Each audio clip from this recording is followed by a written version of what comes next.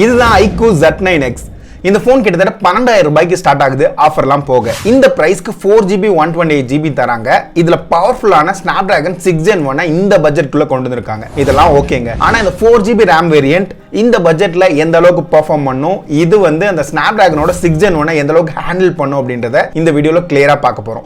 அது மட்டும் இல்ல, இப்போ 50 மெகா பிக்சல்னு சொல்லிட்டு பேப்பர்ல எழுதி வச்சிட்டாவே இது நல்லா பெர்ஃபார்ம் பண்ணுமா அப்படின்றதையும் இந்த வீடியோல கிளியரா பார்க்கலாம். இதுல நிறைய பாசிட்டிவ்ஸ் நெகட்டிவ்ஸ் ஆக்சுவல் டேட்டாவோட இந்த வீடியோல டிஸ்கஸ் பண்ண போறோம். சப்ஸ்கிரைப் பட்டனை ஹிட் பண்ணிட்டு இந்த வீடியோ பார்க்க ஸ்டார்ட் பண்ணுங்க. இப்போ பாக்ஸ் ஓபன் பண்ணி இதுல இருந்து ஸ்டார்ட் பண்ணிடலாம். ஃபர்ஸ்ட் பாக்ஸை பொறுத்த வரைக்கும் இதுல பெருசா மெனக்கடலாம் இல்ல, ரெகுலரா வர அதே பாக்ஸிங் தான். இந்த பாக்ஸை ஓபன் பண்ணோம்னா வழக்கமா வர எல்லா பேக்கேஜிங் கண்டென்ட்டும் இங்கேயே இருக்கு. ஒரு 44 வாட்கான சார்ஜர் பாக்ஸ்லயே கொடுத்திருக்காங்க. Type C to type A cable, SIM injector pin, போனோட கேஸ், சில பேப்பர் ஒர்க்ஸ், மத்தபடி பாக்ஸ் ஓரமா வச்சுட்டு இந்த போனோட டிசைனை பத்தி இப்ப டிஸ்கஸ் பண்ணிடலாம். இங்க டிசைன் பார்த்தோம்னா வழக்கமா வர அதே டிசைன் தான். இங்க மொத்தமா 2 கலர்ல வருது. ஒன்னு வந்து இந்த கிரீன் கலர் வேரியன்ட், இன்னொன்னு வந்து கிரே கலர்ல அவைலபிளா இருக்கு. இது பார்க்கிறதுக்கு அப்படியே டிட்டோவா T3X ஓட டிசைன் தான். என்ன இந்த கேமரா பம்ப் மட்டும் மாத்திருக்காங்க.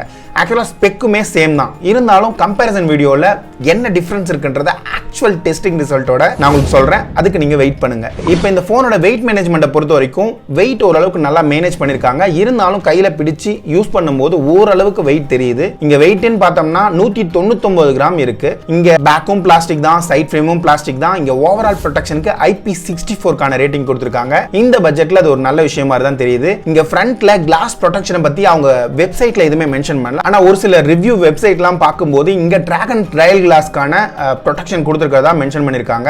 இப்போ இந்த போனோட ஓவர்வியூவை கொஞ்சம் வேகமா பார்த்தலாம். டாப் சைடுல எதுவுமே கிடையாது. இங்க செகண்டரி ஸ்பீக்கர் இங்க மைக்கோட இன்டகிரேட் பண்ணிருக்காங்க. அப்படியே பாட்டம் சைடு வந்தோம்னா ஒரு பிரைமரி ஸ்பீக்கர் இருக்கு. பக்கத்துல டைப் சி போர்ட், ஒரு பிரைமரி மைக் கொடுத்திருக்காங்க. அது பக்கத்துல 3.5mm ஜாக்கை இன்னும் ரீட்டைன் பண்ணிருக்காங்க. லெஃப்ட் சைடுல வந்தோம்னா ஒரு சிம் கார்டு ஸ்லாட்கான ப்ரொவிஷன் இருக்கு. இங்க 2 சிம் இல்லனா ஒரு சிம் ஒரு மெமரி கார்டு போறதுக்கான ஹைபிரிட் சிம் ஸ்லாட் கொடுத்திருக்காங்க. ரைட் சைடுல வந்தோம்னா வால்யூம் பட்டன்ஸ் இருக்கு. பக்கத்துல பவர் பட்டன் இருக்கு. அதே தான் இங்க ஃபிங்கர் பிரிண்டாவும் வேலை செய்யுது. சரி, அப்படியே இந்த டிஸ்ப்ளே பக்கம் வந்தோம்னா இங்க 6.72 இன்ச்சுக்கான ஃபுல் HD LCD டிஸ்ப்ளே கொடுத்திருக்காங்க. இது 120 Hz ரிஃப்ரெஷ் ரேட்டோட வருது. இதோட டச் ரெஸ்பான்ஸ் ஓரளவுக்கு நல்லா இருக்கு. ஆனா ரொம்ப ஸ்மூத்தா இருக்குன்ற ஃபீல் கிடைக்கல 4GB RAMன்றதுனால. மத்தபடி இதோட டிஸ்ப்ளேவோட பிரைட்னஸ் இன்டோர்லயும் சரி அவுட்டோர்லயும் சரி ஓரளவுக்கு டீசென்ட்டா இருந்துச்சு. சொல்ல போனா இன்டோர்ல ரொம்பவே நல்லா இருந்துச்சு. அவுட்டோர்ல ஓரளவுக்கு ஓகே. ஆனா இன்னும் காம்படிஷன்ல பெட்டரான டிஸ்ப்ளே பிரைட்னஸ் கொடுக்குறாங்க. அதை மட்டும் கொஞ்சம் மைண்ட்ல வச்சுக்கோங்க. அடுத்ததா இங்க யூடியூப்ல நீங்க கான்டென்ட்லாம் வாட்ச் பண்றீங்கன்னா உங்களால 4K 60 FPS வரையும் ப்ளே பண்ண முடியும். இங்க HDR சப்போர்ட் கிடையாது. கலர்ஸ் எல்லாமே பார்க்கிறதுக்கு அழகா இருக்கு. வியூவிங் ஆங்கிள்ஸும் குறை சொல்ற மாதிரி இல்ல.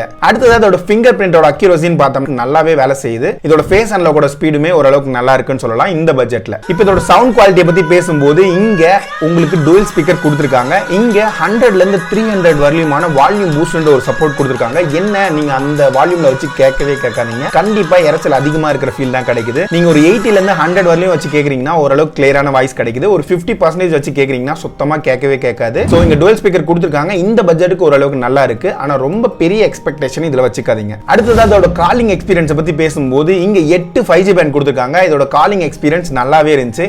இங்க வாய்ஸ் ஓவர் NR சப்போர்ட் கொடுத்திருந்தாலும் ஆக்சுவலா கால் பேசும்போது டைரக்டா 4Gக்கு மாறிக்குது. இன்னும் எக்ஸாக்ட்டா வாய்ஸ் ஓவர் NR எப்ப ஆக்சுவலா லான்ச் ஆகுன்றத பத்தி எந்த தகவலும் இல்ல. சோ வெயிட் பண்ணி பார்ப்போம். அடுத்ததா இங்க 5G ஸ்பீடை பொறுத்த வரைக்கும் நான் செக் பண்ண ஏரியால அரௌண்ட் 200 Mbps வரலியமான ஸ்பீட் கிடைச்சிச்சு. இது ஓரளவுக்கு நல்ல ஸ்பீடு தான். இது ஆக்சுவலா area to area signal coverage எல்லாத்த பொறுத்துமே மாறும். சோ இத கொஞ்சம் மைண்ட்ல வச்சுக்கோங்க. மத்தபடி இங்க Wi-Fi 5 கான சப்போர்ட் கொடுத்திருக்காங்க. ப்ளூடூத்ல 5.1 தான் இருக்கு. அட்லீஸ்ட் ஒரு 5.2 5.3 கொடுத்திருக்கலாம். அது இங்க மிஸ் ஆகுது. மத்தபடி ரெகுலரா வர எல்லா சென்சாருமே இங்கேயுமே இருக்கு. அப்புறம் இங்க Android OS பத்தி பேசும்போது Android 14 out of the box கொடுத்திருக்காங்க. இங்க Fun Touch OS 14 ஓட தான் அது அவைலபிளா இருக்கு. இது வந்து ஓரளவுக்கு நல்லா இருக்கிற ஃபீல் தான் இருக்கு. ஆக்சுவலா 2 இயர்ஸ்க்கான OS அப்டேட்டும் 3 வருஷத்துக்கான செக்யூரிட்டி பேட்ச் அப்டேட்டும் இந்த போன்ல ப்ராமிஸ் பண்ணிருக்காங்க. அது ஒரு நல்ல விஷயமா தான் தெரியுது. மத்தபடி இங்க Fun Touch OS ன்னு பேசும்போது இங்க எக்கச்சக்கமான ஃபீச்சர் வந்து நிறையவே இருக்கதா செய்யுது. அதே சமயத்துல ப்ரீலோடட் அப்ளிகேஷனும் எக்கச்சக்கமா இருக்கு. ஒரு 50+ அப்ளிகேஷன் இந்த போன்ல அவைலபிளா இருக்கு. இதுல மேஜரான அப்ளிகேஷன் அன்இன்ஸ்டால் பண்ணலாம். ஒரு சில அப்ளிகேஷனை டிசேபிள் பண்ணலாம். அப்புறம் இந்த போனோட மேஜர் செல்லிங் பாயிண்ட், இந்த போனை ரெக்கமெண்ட் பண்ணணும் அப்படின்னா இந்த ஒரு விஷயத்துக்காக தான். இதோட பேட்டரிஸ் இங்க 6000 mAh கான பேட்டரி கொடுத்திருக்காங்க. இது ஃபுல் சார்ஜ் ஆகிறதுக்கு எனக்கு ஒரு அரௌண்ட் 1 hour 34 minutes வரலி எடுத்துக்கிச்சு. இது 50% சார்ஜ் ஆகிறதுக்கு அரௌண்ட் 45 minutes வரலியமான டைம் எடுத்துக்கிச்சு. ஆனா இங்க ஆச்சரியம் என்னன்னா என்னோட டெஸ்டிங் ரிசல்ட்ல எக்கச்சக்கமான பேட்டரி லைஃப் ஸ்க்ரீன் ஆன் டைம்ல இந்த ஃபோன்ல கிடைச்சிச்சு. இது நான் ஒரு 1.5 நாள் வரையும் தாராளமாக வச்சு யூஸ் பண்ணேன். என்னோட டெஸ்டிங் ரிசல்ட்லாம் முடியும் போது 8 hours 40 minutesக்கு மேலே ஸ்க்ரீன் ஆன் டைம் கிடைச்சிச்சு.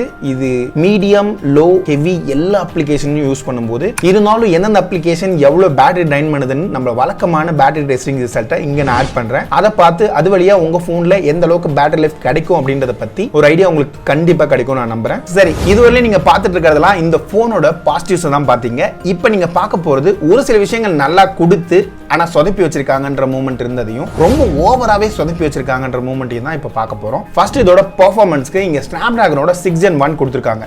அதெல்லாம் எந்த பஞ்சாயத்தும் கிடையாது. இதோட பெஞ்ச்மார்க் ஸ்கோர் இந்த பட்ஜெட்ல ரொம்பவே சிறப்பா இருக்குன்னு சொல்லலாம். ஃபர்ஸ்ட் இதோட Antutu ரன் பண்ணும்போது அரௌண்ட் 5.5 lakhs ஸ்கோர் கிடைச்சிச்சு.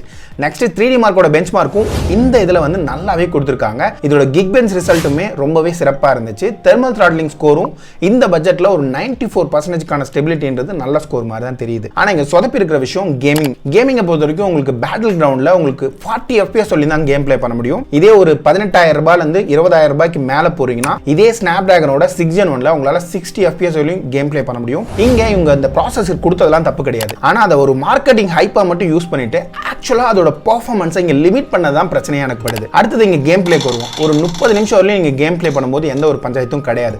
ஆனா அதுக்கு மேல விளையாடுறீங்கன்னா உங்களுக்கு ஃப்ரேம் டிராப் கண்டிப்பா ஃபீல் ஆகும் 40 FPSல பிளே பண்ணும்போது. அடுத்தது COD call of duty mobile நீங்க பிளே பண்ணும்போது உங்களுக்கு ஒரு 60 ல இருந்து 90 FPS வரையிலான கேம் பிளே தான் z9xல கிடைக்குது. இதே சேம் டிட்டோ போனு T3xல எனக்கு 120 FPS வரையிலான பிளே கிடைச்சிச்சு. ஏன் சேம் போன்லயே இந்த டிஃபரன்ஸ்ன்றது தெரியல, அது ஒரு இஷ்யூ. நெக்ஸ்ட் இந்த ரெண்டு போனுமே நான் கால் ஆஃப் டியூட்டி மொபைல் ரன் பண்ணும்போது T3xஐ கம்பேர் பண்ணும்போது இந்த z9x நல்லாவே ஹீட் ஆச்சு. சொல்லப்போனா ஒரு 43 டிகிரிக்கு மேலேயே எனக்கு ஹீட்டிங் ஃபீல் ஆச்சு. ஸோ கேம் பிளே பண்ணும்போது இந்த போன்ல ஹீட்டிங் இருக்கிறதுக்கான ஃபீல் கண்டிப்பா இருக்கு. நெக்ஸ்ட் இந்த போனோட ஸ்டோரேஜ் டைப் இங்க LPDDR4X ரேமும் UFS ஓட 2.2 சப்போர்ட்டும் இந்த போன்ல கொடுத்திருக்காங்க. இதோட ஸ்டோரேஜோட ரீட் அண்ட் ரைட் ஸ்பீட் ரொம்பவே ஸ்லோவா இருக்கு. என்ன பஞ்சாயத்துனா இது 4GB RAM வேரியன்ட் அப்படின்றதுனால இவங்க ரீட் அண்ட் ரைட்டை ரொம்பவே லிமிட் பண்ணிருக்க மாதிரி தான் தெரியுது. இதே பட்ஜெட்ல இருக்கிற Vivo T3X ஓட 6GB RAM கம்பேர் பண்ணும்போது இதோட ஸ்டோரேஜ் ஸ்பீட் கிட்டத்தட்ட ஒரு 25 ல இருந்து 30% கம்மியா இருக்கிற மாதிரி இருக்கு. சோ நீங்க 4GB RAM வாங்குறீங்கன்னா இன்னும் வரப்போற ஸ்டேட்ஸையும் கொஞ்சம் பார்த்துட்டு அப்புறம் டிசைட் பண்ணிக்கோங்க. நெக்ஸ்ட் LPDDR4X RAM ஓட இந்த 4GB பேர் பண்ணும்போது அப்ளிகேஷன் ஓபனிங்லாம் ரொம்பவே ஸ்லோவா இருக்கு 6GB RAM கம்பேர் பண்ணும்போது. அடுத்ததா ஒரு பேசிக் அப்ளிகேஷன், ஒரு கான்டாக்ட், போன், மெசேஜ் இது மாதிரியான அப்ளிகேஷன் ஓபன் பண்ணீங்கன்னா உங்களால ஒரு 5 அப்ளிகேஷன் வரையும் ஓபன் பண்ணிக்க முடியும். அந்த இடத்துல உங்களுக்கு மல்டி டாஸ்கிங் ஓரளவுக்கு டீசெண்டா இருக்கு. ஆனா ஒரு மீடியம் டைப் அப்ளிகேஷனான இன்ஸ்டாகிராம், ஃபேஸ்புக், ஹாட்ஸ்டார் இந்த மாதிரி விஷயங்கள் ஓபன் பண்ணும்போது ஒரு 10 அப்ளிகேஷனா ஓபன் பண்ணும்போது வெறும் 3 அப்ளிகேஷன் வரையும் தான் மெமரியில் வச்சுக்குது. இதே இன்னும் கொஞ்சம் அதிகமா போய் நீங்க கேமரால ஓபன் பண்ணிருக்கீங்கன்னா டோட்டலா அன்ரெஸ்பான்சிவா இருக்கிற மாதிரி இருக்கு. இதே கேமிங்லாம் போயிட்டீங்கன்னா வெறும் ஒரே ஒரு அப்ளிகேஷன், அதாவது அந்த கேமிங் அப்ளிகேஷன் மட்டும்தான் அது வந்து லோட்ல வச்சுக்குது. மற்ற எந்த அப்ளிகேஷன் நீங்க ஓபன் பண்ணாலும் அது ரெஸ்பான்ஸ் இல்லாத மாதிரி இருக்கு, இல்ல ரொம்பவே ஸ்லோவா இருக்கிற மாதிரி இருக்கு. போன் அப்படியே லைட்டா லேக் ஆக ஸ்டார்ட் பண்ணுது. ஸோ நீங்க 4GB RAM டைப் நீங்க வாங்குறீங்க அப்படின்னா கொஞ்சம் யோசிச்சு வாங்குங்க. உங்களுக்கு பேஸ் யூசேஜ் இருக்குன்னா மட்டும் 4GB RAM கன்சிடர் பண்ணுங்க. இல்ல கொஞ்சம் கேமிங் விளையாடுவேன், இல்ல இன்னும் கொஞ்சம் ஹெவியான இல்ல மீடியம் டைப்ல இருக்கிற அப்ளிகேஷன் நீங்க யூஸ் பண்ணுவீங்கன்னா 6GB RAM போறது நல்லது. இனிமே உங்களுக்கு டவுட் இருக்குன்னா Vivo T3X ஓட 6GB RAM-யும் இந்த Iqoo z9x ஓட 4GB RAM-யும் சைட் பை சைடா கம்பேர் பண்ணி இன்னொரு வீடியோ வரும். அது நீங்க எந்த அளவுக்கு ரெஸ்பான்ஸ் பண்றன்றத பொறுத்து இன்னும் சீக்கிரமாவே வரும். அப்படியே இங்க பேக் கேமரா பக்கம் வந்தோம்னா 50 மெகாபிக்சலுக்கான பேக் கேமரா கொடுத்திருக்காங்க. அது பக்கத்துல இருக்கிறது 2 MB-க்கான சும்மா டம்மி தான். இதோட அவுட்புட்டை பொறுத்த வரைக்கும் உங்களுக்கு டே லைட்ல பிக்சர்ஸ் எடுக்கிறீங்க அப்படின்னா நார்மலான போட்டோஸ்ல டீடைல்ஸ் ஓரளவுக்கு டீசெண்டா இருக்கு. Dynamic range okay. இதே ஹியூமன் சப்ஜெக்ட் பக்கம்லாம் போயிட்டோம் அப்படின்னா உங்களுக்கு வந்து டீசென்ட்டான அவுட்புட் கிடைக்குது டே லைட்டா நல்ல லைட்டிங் இருக்கும்போது. ஆனா டீடைல்ஸ்னு பார்த்தோம்னா அந்த அளவுக்கு சிறப்பா கிடையாது. அப்படியே இதோட பேக் கேமராவோட போர்ட்ரைட் சாம்பிள் பார்த்தோம்னா இதோட எட்ஜ் ரிடக்ஷன் டீசென்ட்டா இருக்கு. ஆனா இங்க டீடைல்ஸ் அண்ட் கலர்ஸ் வந்து அவ்வளவுக்கு சிறப்பா இல்ல. இதே லோ லைட் கண்டிஷன் போயிட்டீங்கன்னா அதோட பெர்ஃபார்மன்ஸ் இன்னுமே மோசமா இருக்கு இந்த பட்ஜெட்ல. அடுத்ததான் இங்க ஃப்ரண்ட் கேமராவை பொறுத்த வரைக்கும் உங்களுக்கு 8 மெகாபிக்சலுக்கான சென்சார் கொடுத்திருக்காங்க. இதோட அவுட்புட் வந்து டே லைட்ல நல்ல லைட்டிங் கண்டிஷன்ல எடுக்கும்போது இன்டோர் அண்ட் அவுட்டோர்ல ஓரளவுக்கு டீசென்ட்டா இருக்கு. அங்க இன்னும் டீடைல்ஸ் ரொம்பவே மோசமா இருக்கு. கலர்ஸும் சொல்லிக்கிற லெவலுக்கு இல்ல. இதே லோ லைட் பெர்ஃபார்மன்ஸ்னு பார்த்தோம்னா இந்த பட்ஜெட்டுக்கு சுத்தமா எடுபடாது. அடுத்ததான் இங்க வீடியோ சைட் போயிட்டோம்னா உங்களுக்கு 1080p-ல 30 FPS வரையும் பேக் கேமரால ரெக்கார்ட் பண்ண முடியும் 4GB RAM and 6GB RAM-ல. இதே 8GB RAM போயிட்டீங்கன்னா உங்களால 4K 30 FPS வரையும் ரெக்கார்ட் பண்ண முடியும். இருந்தாலும் ஃபுட்டேஜ் வந்து அந்த அளவுக்கு சிறப்பா இருக்காது. இதே ஃப்ரண்ட் கேமரா சைட் போயிட்டோம்னா அதே 1080p 30 FPS வரையும் ரெக்கார்ட் பண்ணும். இதுல இன்னுமே மோசம், ஃபுட்டேஜ் தெளிவாவே இல்ல. மொத்தத்துல இந்த பட்ஜெட்ல கேமராஸ்ல பெரிய எக்ஸ்பெக்டேஷன் இந்த போன்ல வச்சுக்காதீங்க கம்பேர் டு அதர் மாடல்ஸ். ஃபைனலா இந்த போனோட பிரைசிங்க்கு வருவோம். இங்க 4GB 128GB வேரியன்ட் 13000 ரூபாய்க்கு கிடைக்குது. இதே 6GB 128GB வேரியன்ட் 14500 ரூபாய்க்கும்